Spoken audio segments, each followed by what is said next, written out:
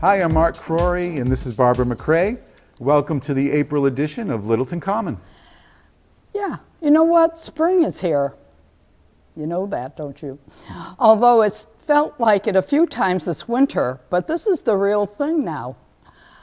I think I want to grow a vegetable garden along with flowers, and really anxious to get out there and get dirty.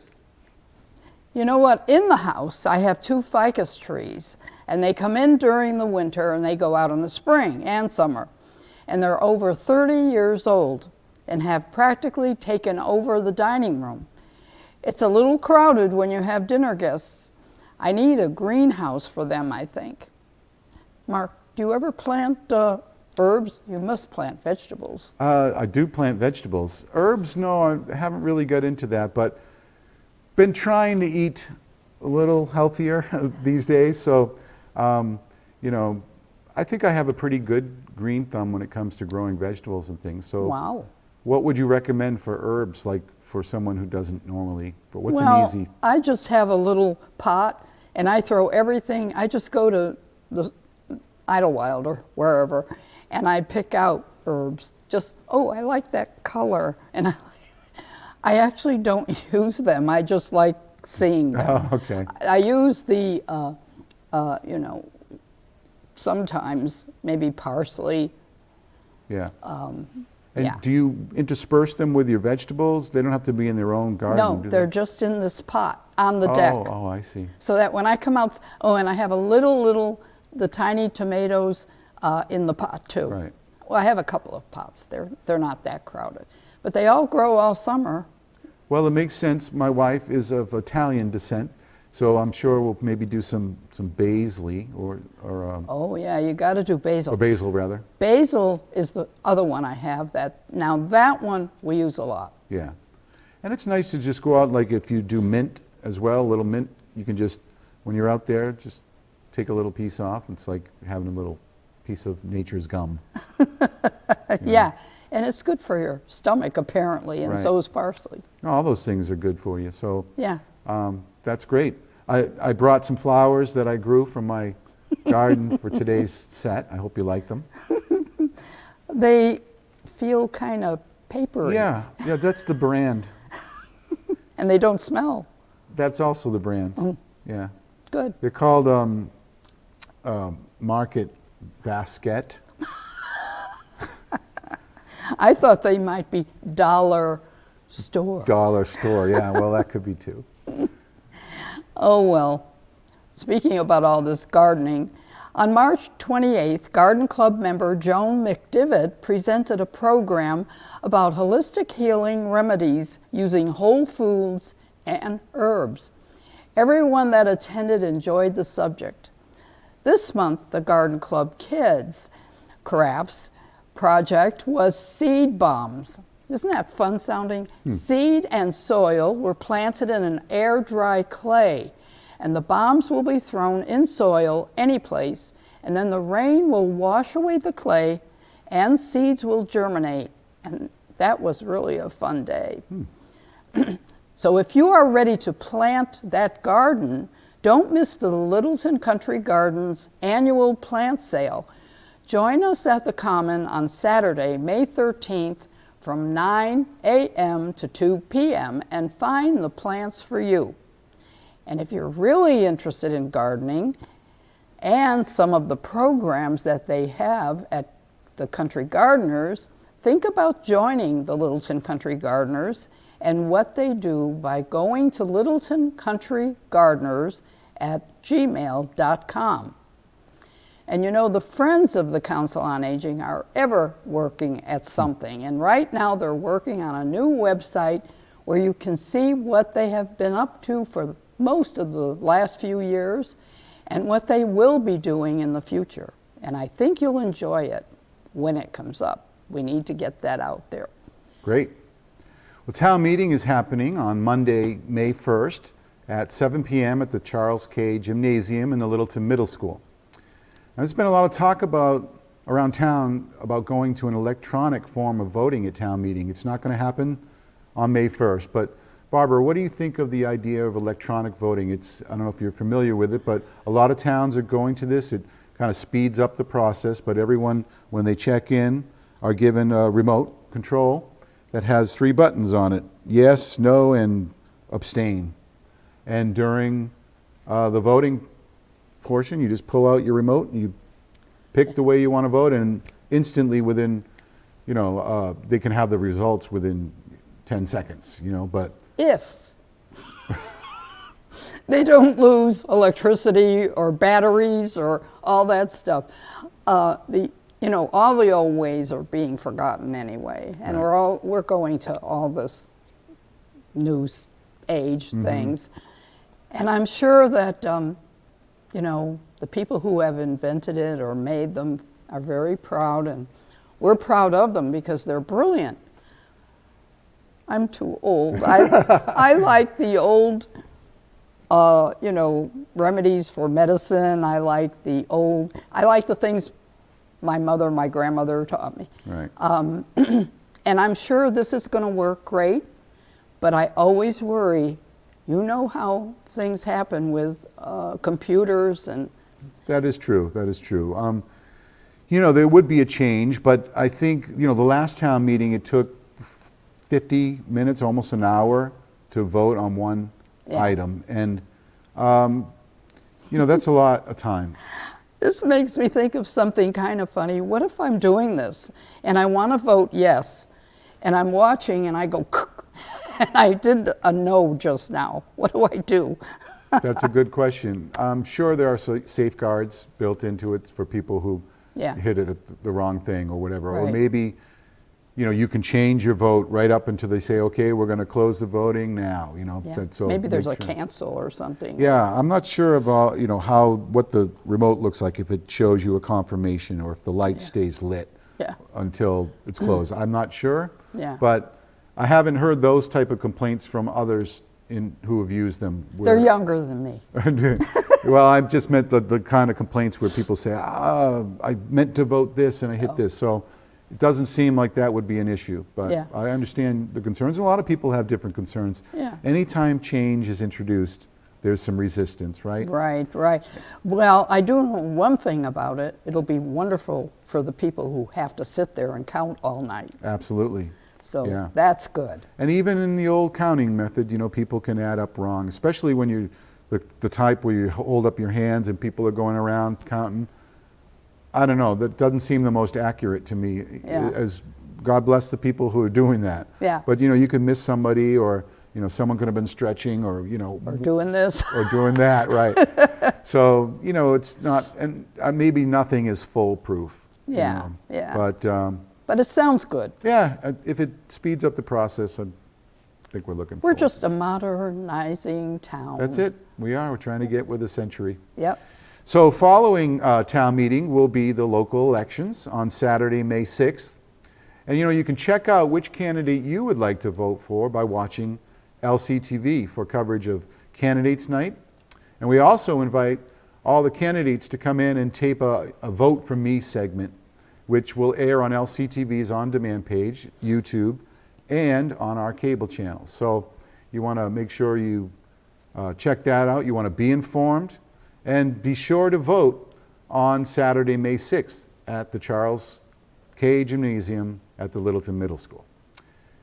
Well, estimates vary, but experts report more than 7 million people ages 65 or older have dementia, at least in 2020. That's when that survey was done. 7 million people. Well, on this month's show, Barbara sat down with Beth Salzberg, and Beth is the director of Alzheimer's and Related Disorders Family Support Program at the Jewish Family and Children's Services in Waltham, Massachusetts. And here's that informative interview. Today my guest is Beth Salzberg, director of Alzheimer's Related Disorders Family Support Program. Beth directs the Dementia Friends Public Awareness Program for Massachusetts and is looking to get the word out to community members about this special program. So welcome, Beth. Thank you so much for having me, Barbara. I think I'll learn a lot, so I'm happy you're here. And I know this program is very important. So I think if you have a family member or a friend that's going through this is a good thing to hear about. So why don't you tell us? Sure, absolutely. Well, many people, a growing number of people in our country and around the world are living with dementia as our populations age. And it's a funny thing that it's such a common situation, but we tend not to talk about it very openly. And I think there's a combination of barriers. People often don't have good information about what dementia is and how it affects people. And then there's stigma. There's fear of dementia, and that makes it hard for people to feel comfortable talking. So there's a lot of silence. And when there's silence, we can't get the good information. Yeah. So Dementia Friends is really designed to help people talk openly about dementia and give them some accurate, basic information so they have the vocabulary and they learn some basic communication techniques, all with the goal of making our communities more inclusive. Yeah, I think sometimes people are afraid to talk about it because they're thinking about it as, uh-oh, is it going to be me next? And what do I do? And is this what I'm going to be like? And so they maybe don't want to talk about it much. Also, I think that people need to learn that you have to have patience and put yourself in that person's place. How would I want to be treated? So I think it's part of it. Absolutely. And we like to use the term a person living with dementia because it emphasizes the person first. They are not their disease, they're a person who is living with a condition. And I think it's very important for people to hear the message that life goes on, people continue living, and often there's a lot of years of life to live. And so our goal is to help people live well with dementia. And part of that is for them to be able to continue to do things that are important to them and continue being part of the life of their community and their family. And so sadly, sometimes that doesn't happen because people just don't understand or they're not aware. I've heard stories of really unfortunate instances where someone was judged and misunderstood in, say, a restaurant because they had trouble reading the menu or making a decision or ordering. And dementia can affect a person's ability to make decisions, and it can affect a person's ability to communicate. Oh, sure. And it's not something you can see. You know, if a person has a broken leg and they have a cast on their leg and they have crutches, we sort of know what that is, and we know, well, we'll hold the door for that person. Right. But dementia isn't something you can see, and so very often people misunderstand. Right. My mother had dementia, and I started noticing that she was staring off. You know, we were at the kitchen table having dinner, and I would kind of look at her and go, and over her eyes, because I thought, she's really staring. So I was getting suspicious, but I wasn't thinking about dementia. But I was wondering what was happening to her. And then this one day she walked in and angrily said to me, "What have you done with my money?" And I was surprised she had money. I was, where is it? Yeah. But so I had to like calm her down. And also, you know, she was getting lost if she drove any place. And so then I knew that this was going to change Mom. I have to say, during the whole time she had it, she was really neat. She was happy and she was good. But she, say for instance, you knew her and you said, "Hi, Catherine, how are you doing?" And "Do you remember me?" And she'd go, "Oh, yes." That's all she'd say. And, you know, the conversation would go elsewhere. Yeah. So that's experience. Yeah, absolutely. Thank you for sharing that personal story, and I think a lot of people can relate to what you're describing. The brain is so complex. There are many different parts of the brain that store different long-term, short-term memories, different kinds of brain functions. And so someone may be able to do some things with ease, like your mother really had those social graces. So she would say, of course I remember you, because she knew that that was the thing to say for the conversation to be comfortable. Right. And yet there were other things that she would get lost going to what had been a familiar place. And I think that where the education and awareness makes so much difference is helping people understand what is going on, so they know it's not someone's fault. No. They're not trying to be mean. And the situation you describe of your mother saying, "Where's my money?" That is such a hard thing when someone accuses you of something. Right. And it's just that person's effort to make sense of their world, because Right. they're thinking, I should have money, I can't find it, I can't reconstruct what happened, and so I'm going to make sense of my world by blaming this person. Yeah, I think you have to keep a sense of humor. Absolutely. You really do. She was so funny. My mother always dyed her hair. She did not have gray hair. She didn't like me having any gray. And when she was in the nursing home, and it was really only a few weeks before she passed away, she was looking in the mirror and she saw gray hair. Ooh, I got it from her. I do not have this.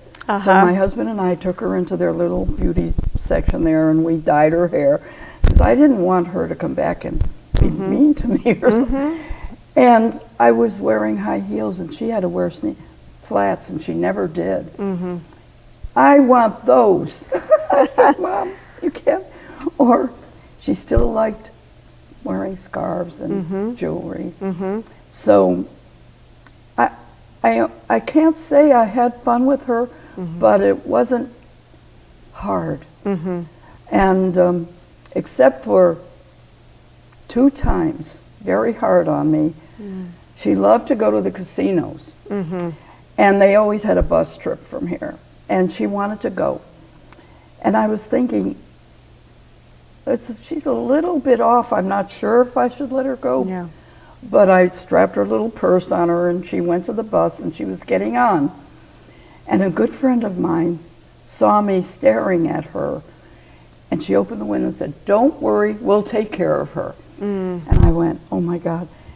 And because they said that, I went to the car, and I cried and I cried. And cried. I said, she's my child now.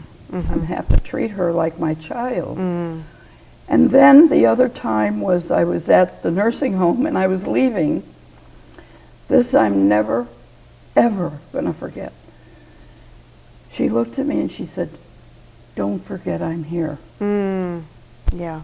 Tears all the way home. Yeah. Because you kind of figured out she knew something was going on. And you couldn't cure it. Yeah. Yeah. You know, just Yeah. take care of her. Yeah. Yeah. Just be patient. And if she said something like, "Oh yes, yesterday I did this," and you know she didn't, I would go, "Oh really?" Never correct Yeah, her. absolutely. No. We always say focus on the feelings, not the facts. Yes. Because a person may lose certain cognitive abilities, but their emotional life is still intact. And they can feel caring and being included. They can feel it if people are disrespecting them or excluding them. And when she said, "Don't forget about me," she was expressing that being connected is so important to her. Sure. And I think that's lovely when her friends said, "We'll take care of her." And that's really what we want, is for more people in our communities to have some awareness and understanding, so that families don't feel like they're in this all alone. Yeah. Because it's too hard all alone. It is. And what bothers me is, I guess it's their family situation. They hide it. They hide the family member from civilization because they don't want people to know. Yeah. It becomes a cycle where there's stigma about it in communities, and then people feel to protect the person's dignity that they need to hide it, and then they become isolated and they can't get any help. So what we're really trying to do with this program is to break that silence. And we in Massachusetts are part of a worldwide Dementia Friends movement to bring this awareness to communities. And the way it works is that we train community members who lead 1-hour workshops. So people come and everybody gets a little workbook, and there's exercises that help people really put themselves in someone's shoes and understand, not only with their minds but with their hearts, how dementia affects people. Right. And you know, it doesn't take very long. At the end you get a button, you're counted as a dementia friend. Here in Massachusetts we're up to over 14,000 dementia friends. Wow. And we want to reach everybody. And I'm so pleased that here in Littleton several community members have been trained to lead this program. I know of 2, but there might be many more, or even those who want to be.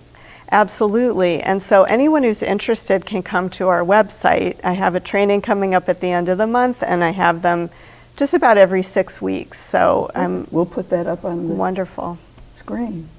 That's great. Good. Well, it is important. It is important, yeah. And I think, you know, when the stigma is diminished and people feel more comfortable talking openly and they can get some help and support, there's a lot of room for there to be special and positive moments. And you described the humor, and I'm fortunate that I get to run a program called a Memory Cafe in Waltham, where I'm based, and in Massachusetts there are over 100 memory cafes. Good. And these are joyful gatherings where people get together and have fun. Yeah. You know, people living with dementia and their family and friends get together and do something fun. So really all of this is with the goal of helping people not just survive, but live well. Well, also for whatever it's years the they family. have. Yeah, and the family. We had a class here. We had a program here. We don't do it anymore, but it was a social time for people with dementia, where the family could go shopping, do what they needed to do, and come back. And they've done games and drawing and everything, and I thought that was excellent.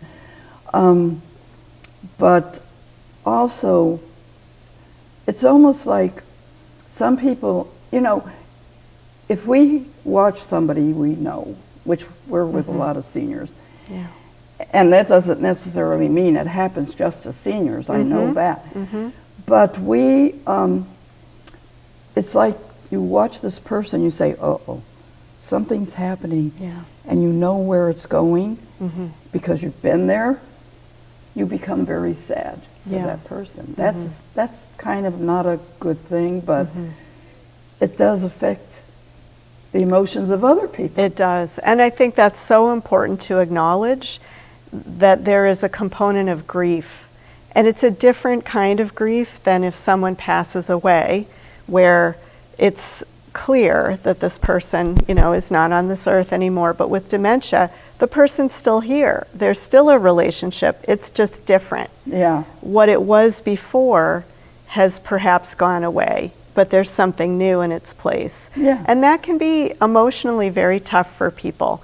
And it can be tough for the individual living with dementia as well, especially in the early stages, to say, my life as it was can't quite work anymore, and I have to change it in certain ways. And everybody's different. Some people live for decades with dementia, and in some cases their symptoms really kind of plateau for quite a while. For other people, there's a continuous change. It's different with each person. But it does call on all of us to adapt, to change, and to loss. And so that kind of support and acknowledgement is really important for everybody. How do you suggest when your friend's husband or wife is now into dementia, and how do you greet them when you see them? Like, do you say, "Hi, Alice, how are you doing?" Do you say your name? What do you do to make it comfortable? That's a great question, and I think even asking that question, it shows a lot of wisdom, because it shows you're really trying to put yourself in their shoes and lift some of the burden.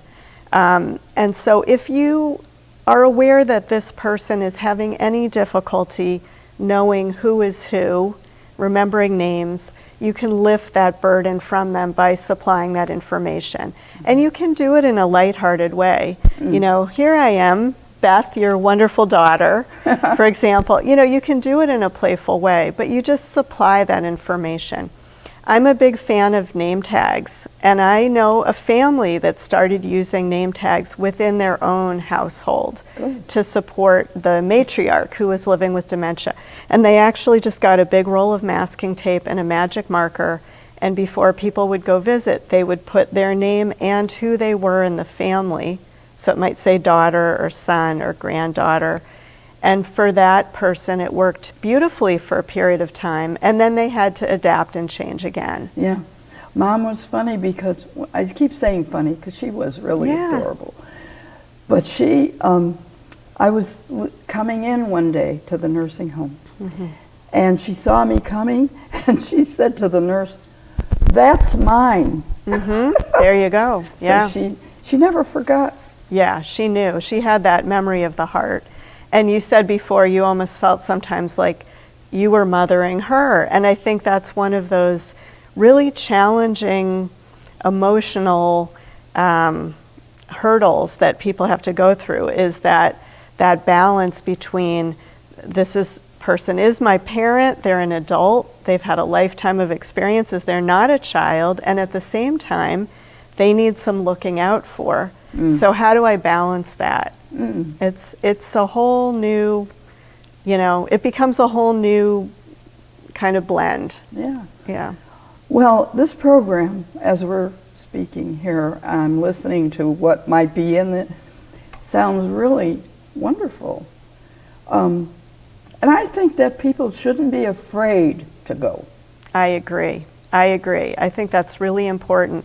And so we work very hard at Dementia Friends Massachusetts to make it comfortable and easy for people to participate. We have the program in 9 languages, and the way we're structured is that we want members of a community to be the ones who bring it to that community. Because every community is different. Littleton isn't the same as any other town or city, and so it's the folks here who really know how to reach other folks here. Well, okay, so you've taken the class. Where do you go from there if you want to help? Well, so there's 2 different ways to participate. And we have mentioned that there's a group of people in Littleton who have gone through a longer training. It's called a champion training. Yes. And so they have been trained to actually lead the Dementia Friends session themselves. That training takes 2.5 hours, and then their responsibility is just to lead at least one session. But some people lead many. So that's one level of participation. But some of your viewers might say, oh, that's not for me, that's too much. But then all you have to do is just attend one of the Dementia Friends sessions. They're usually 1 hour. It's interactive. The time flies by. And no one needs to acknowledge if they or someone they know is living with dementia. They're just there to learn as a community member who cares. And at the end, they're counted as a dementia friend. They get their button, but there's no follow-up requirement. Okay. Really, the learning is the goal itself. Yeah. Well, we had 2 I know of people in Littleton who took the course. And let's hear what they have to say about it. Sounds wonderful. I'm Alicia Rago here at the Elder and Human Services in Littleton. I recently took the Dementia Friends Champion training, and I'm able to now give the training out to the community, which is a fantastic training for anybody, whether you're caring for a loved one with dementia, have a family member that has dementia, a friend, or working in the community, or even any community member who's out and about, just to really try to understand a little bit better and a little bit more about dementia. The training goes over 5 key messages about dementia. It goes over the signs and symptoms of dementia and sort of how to react and handle it a little bit better. My favorite part of the training is the STEPS activity, which is just thinking about one activity. In our example, it's brushing your teeth, and thinking about how many steps go into that one activity. Something that on a daily basis we do without even thinking, that you kind of break it down, and it really makes you realize how difficult that might be, that one activity might be for somebody who has a dementia or related disease. So that's a really big takeaway for me. I'd love to share that with everybody, and I'd love to host some trainings and get other people under this knowledge. And I'm Alicia Rago, and I'm a dementia friend. Hello, my name is Amy DeMichael. I'm the outreach coordinator here in the Elder and Human Services Council on Aging office.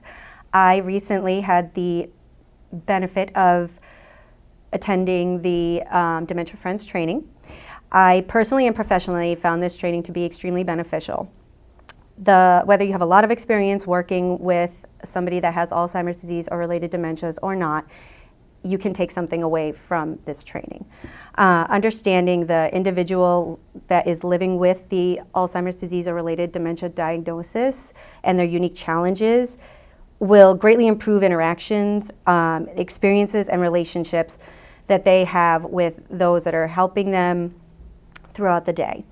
The interactive approach is what I found the most inspiring from this training. It was gratifying and validating to hear from others on how it helped understanding their different experiences and challenges was making the smallest improvement in their loved ones' lives. I think it just can have a huge impact on the individual's quality of life. So I strongly encourage everyone in the community to take the opportunity to attend one of these Dementia Friends trainings. And I'm Amy DeMichael, and I'm proud to be a dementia friend. So anything else that you feel is important for us to know? Great question. I think the most important thing is for people to know they don't have to do this all alone, that there's help and support out there. Dementia Friends is out there trying to help our communities become more informed and aware. The Alzheimer's Association has a 24-hour, 7-day-a-week free helpline that people can call. Oh, that's great. And there's many other community organizations. The Council on Aging is always a great place to start. So that would really be my message, is that if someone is concerned about changes in their thinking or someone they know, reach out, talk to someone who's familiar with the resources. Don't feel afraid to do that. It's really okay. This is something a lot of people understand from personal experience, and it's something that we all can live with if we do it together. I know another thing I just want to say is I think we know someone who actually moved out of town with their dementia parent because they didn't want anybody to remember them the way they're going. They wanted them to remember the way she was. So I think that's kind of a big move, but maybe that's including embarrassment or? Yeah, I think, and people make choices that are very personal and individual, and so, what's right for one family might not be right for another. But I will say it's interesting to try to imagine what would the world be like if no one felt any embarrassment or shame about dementia. And then I wonder if people would make the same choices. And I think that it's worth working toward that world, because there's no reason that anyone should have to feel that additional burden. Life is hard enough. And a chronic condition like dementia is hard enough. There's no reason that we should carry that burden of shame. And of course the caregiver often needs time and encouragement and, that, well, I know about that. Absolutely. It makes such a difference to know you're not alone and to have support. I've been co-leading a support group for adult children who have a parent or parents with dementia for 10 years now at Jewish Family and Children's Service where I work. And I think that what we find year after year is the single most important thing is just for people to know they're not alone and to hear appreciation. You know, we tell them all the time, and they tell each other, you're doing a great job. And a lot of times caregivers don't feel that way. Right, yeah. Because they can't fix the underlying problem. They can't take away the dementia. Right. So they constantly feel frustrated that they're not doing enough. And really they are doing enough. They're doing all they can, and they need to hear, thank you, you're doing a great job. Yeah. And so people can only get that support if they're able to talk about it Right. and reach out. So that's our goal. Well, I appreciate everything you've given us today, and I'm so glad you could make it. So I'd like to hear more about it. You can take this program even if you have no one with dementia, right? Absolutely. In fact, we have a lot of high school students participating. Nice. And there is a children's book version of the workshop as well, so you can read it to a young child, and they're counted as a dementia friend. And we've had some elementary school teachers who trained as champions and then used it in their classroom. Good. So absolutely, our goal is to reach everyone in a community, and that helps all of us work together and support each other better. Yes. And support the person with dementia. Yes, absolutely. Thank you again. I hope to see you again. And I've really felt like I've learned a lot today. Thank you so much for having me, Barbara. I really appreciate it. Good. You know, make sure to join us in May for my interview with Dr. Elizabeth Chen, Secretary for Massachusetts Executive Office of Elder Affairs. Her staff worked with me for many months to bring Secretary Chen here to Littleton, and she was delightful, and I hope she will join us again in the near future. Well, thanks for watching Littleton Common. We hope that you get out there and enjoy the spring weather. Yes, thank you for watching, and don't forget to hug a senior.